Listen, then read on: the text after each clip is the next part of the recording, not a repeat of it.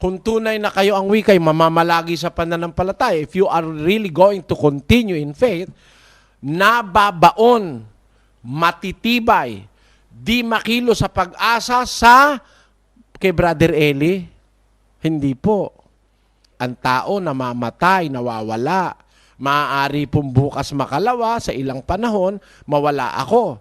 Baka mamaya pag nawala ako, titigil na kayo. Hindi po ganon. Ang kailangan, mamamalagi sa pananampalataya, nababaon, matibay, di makilos sa pag-asa sa ebanghelyo na inyong narinig. Kaya yung pong ebanghelyo na inyong napakinggan, tandaan nyo po yun.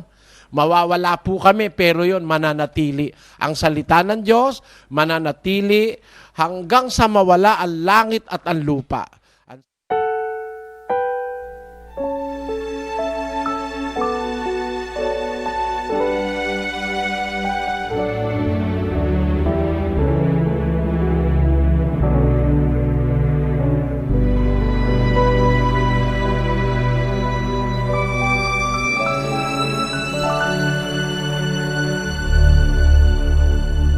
Paano kayo makakatapos? Paano kayo makakapanatiling tapat sa paglilingkod nyo sa Diyos? Iisa lang naman po ang paraan, kapatid. Para tayo makatapos, makapanatiling tapat, may hinihingi po ang kasulatan. Babasahin natin sa 2 Timoteo 4:6 hanggang 8. Ganito po ang sinasabi ng kasulatan. Pakinggan nyo. Sapagkat ako'y iniaalay na, at ang panahon ng aking pagpanaw ay dumating na. Ito po'y sinabi ni Pablo nung mamamatay na siya. Apostol po siya ni Kristo. Nung mamamatay siya, sabi niya, ako'y iniaalay na. Ang panahon ng pagpanaw ko, dumating na. Anong ginawa niya? Nakipagbaka ako ng mabuting pakikipagbaka. Natapos ko na ang aking takbo. Iningatan ko ang pananampalataya. Nakita nyo ang sinabi ni Pablo? Nakipagbaka ako ng mabuting pakikipagbaka. Natapos ko na ang aking takbo.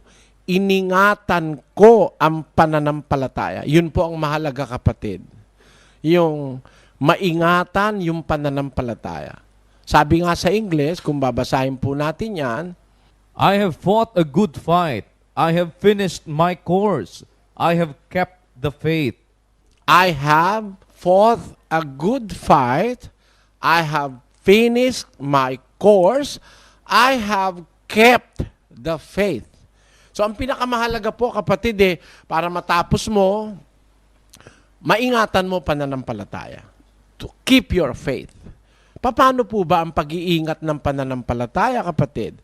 Sa 10:38 po ng Ebreo, ganito naman ang sinasabi. Ngunit ang aking lingkod na matuwid ay mabubuhay sa pananampalataya, at kung siya ay umurong, ay hindi kalulugdan ng aking kaluluwa. Ayan. Para po maingatan ng pananampalataya, walang urong-urong dyan, kapatid. Pag inumpisahan mo, dire-diretso yan. Iingatan mo yung pananampalataya mo, at para maingatan yung pananampalataya, ito naman po ang kailangan para makadire-diretso ka. Nasa Kolosas po yan, 1:23.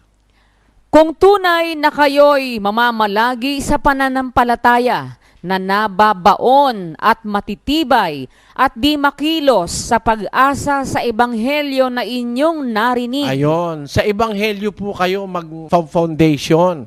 Kung tunay na kayo ang wikay, mamamalagi sa pananampalataya, if you are really going to continue in faith, nababaon, matitibay, di makilo sa pag-asa sa kay Brother Eli. Hindi po. Ang tao namamatay, nawawala. Maaari pong bukas makalawa, sa ilang panahon, mawala ako. Baka mamaya pag nawala ako, titigil na kayo. Hindi po ganon.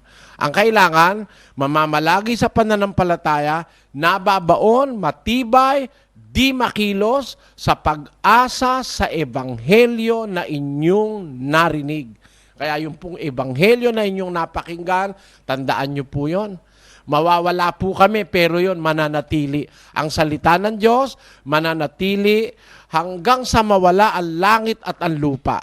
Ang sabi ni Kristo, ang langit at ang lupa'y lilipas, ang salita ko ay hindi lilipas. Yun po ang panghawakan nyo. Yun ang pinakamagandang paraan ng pagtatapat. Manghawak po kayo sa Ebanghelyo, sa salita ng Diyos. Yun ang lagi niyong titignan. Halimbawa, may nagkamali sa inyo, may nagkasala sa inyo, hindi naman po yun ang pinasukan nyo eh. Ang pinasukan nyo yung aral. Bayaan mong magkamali sila, di tuloy kayo sa aral at kayo magiging dapat sa Diyos. Dala mo lakimba sa aking katawan ang